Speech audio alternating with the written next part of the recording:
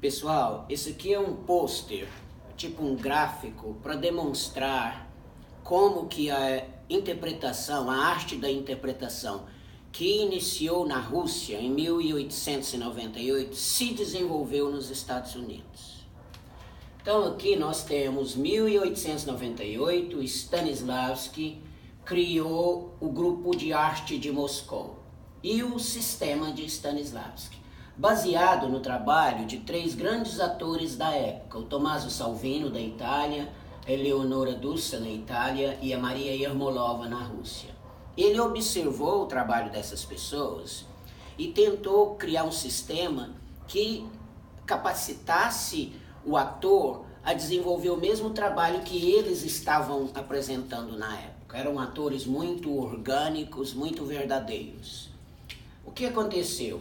Em 1921, aqui está 23, mas é 1921, o Grupo de Arte de Moscou foi para Nova York apresentar uma peça. E lá, três atores desertaram e não voltaram com o grupo para a Rússia, porque naquela época a Rússia já era um país comunista, a Revolução aconteceu em 1917, e eles desertaram e ficaram nos Estados Unidos. Dessas pessoas, o Richard Boleslavsky e Maria Ospenskaya abriram uma escola de teatro chamada, em 1923, chamada The American Laboratory Theater, que é Teatro Americano de Laboratório. Estudaram nessa escola três jovens muito talentosos, inteligentes e cultos, que foi o Lee Strasberg, a Stella Adler, o Harold Cluman e a Cheryl Crawford, que era uma produtora. Essas pessoas depois se juntaram em 1930 e criaram The Group Theater, o grupo de teatro, que é o grupo de teatro mais importante da história na interpretação americana. Teve uma influência tremenda, não só na interpretação, mas dramaturgia, direção, etc. Em 1930 ele criou esse grupo. Esse grupo tinha nele os membros do grupo mais importante, era o Lee Strasberg, o Bobby Lewis foi meu professor, o Sanford Meisner, que criou a técnica do Meisner, o exercício da repetição, etc. A Cheryl Crawford, dessa produtora, o Harold Cluman, que foi o marido da Stella Adler, a Stella Adler, o Elia Kazan, que foi esse diretor aí famoso. E esse grupo durou de 1930 a 1940. Mudou a interpretação americana, em todos os sentidos. No teatro, no cinema, teve uma influência tremenda. Em 1940, o grupo se dissolveu. E aí as pessoas foram criar suas escolas, o Bobby Lewis foi criar dele, o Meisner foi para a Neighborhood Playhouse, a Stella Adler criou a escola dela, etc. Em 1947, três dessas pessoas que eram membros do grupo de teatro resolveram criar The Actors Studio, o Actors Studio. As pessoas foram Bobby Lewis, o Elia Kazan e a Cheryl Crawford. O Actors Studio eles criaram não como uma escola, não como um lugar onde as pessoas iam estudar, mas um lugar onde atores profissionais pudessem continuar praticando a sua arte. Em 1952, eles convidaram o Lee Strasberg para vir ser o diretor artístico do Actor Studio.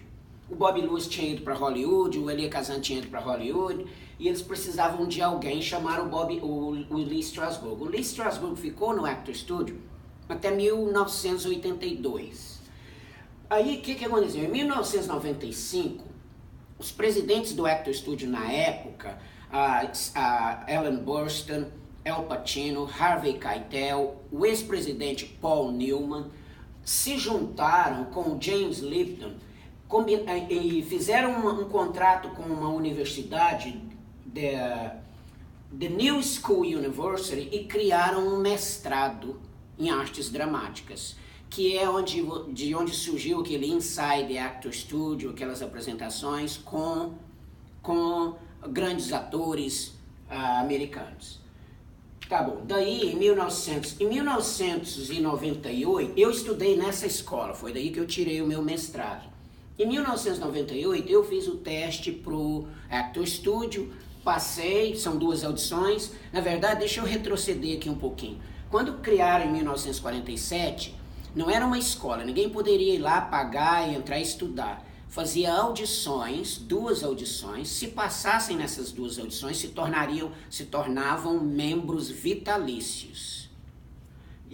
Para o resto da vida, obviously. E, tá bom, voltando aqui, em 1998, eu fiz o teste, passei no Actor Studio, tornei membro do Actor Studio. Lá eu tive 15 anos de prática, de apresentação, com Al Pacino sendo moderador, Ellen Burstyn, Harvey Keitel, vendo outras pessoas apresentarem, etc. Depois, aqui abaixo, vem a lista de outros grandes professores americanos, só alguns, porque poderia nomear 100. Mas tem a Uta Hagen, o Herbert Burghoff, que criaram o HB Studio, o Michael Howard, Terry Schreiber, o George Morrison, Roy London, Eric Morse, Milton Katselas, Elizabeth Kemp, Susan Batson, Larry Moss, Howard Fine, Ivana Chubuk. São os mais modernos agora, os últimos professores mais conhecidos. O que eu queria que vocês entendessem?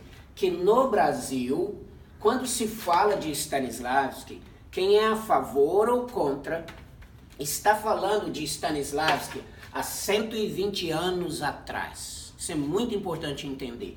O desenvolvimento, evolução que grandes professores americanos deram ao trabalho inicial de Stanislavski não chegou ao Brasil. Todo esse trabalho aqui, mais de 80 anos, mais de 100 anos de evolução da interpretação não chegou ao Brasil. Então aqui, quando se está falando de Stanislavski, é o Stanislavski original lá. Esses professores, por exemplo, o Meisner criou o exercício da repetição. O Stanislavski não criou esse exercício, o Meisner criou, mas o Meisner não poderia ter criado sem a influência de Stanislavski lá atrás. Essa era a principal mensagem que eu queria que vocês entendessem. Obrigado.